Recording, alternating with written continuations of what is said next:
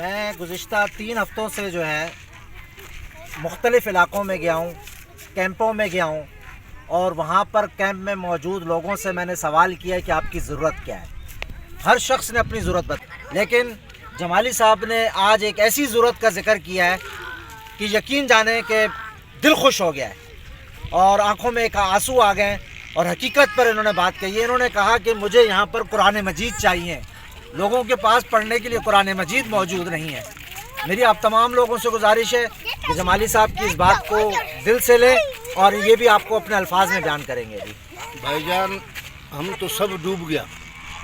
ہمارے سندھ کے ہر گھر میں، ہر مسلمان کے گھر میں قرآن مجید ہوتا ہے۔ آپ کو عورتوں سے ملا ہوں تو میرے کو بہت بچوں نے بیٹیوں نے بولا قرآن شریف نہیں ہے۔ قرآن کو ہم بولتے سائیں، سائیں تو آنے دے، سائیں تو لے کے آؤ۔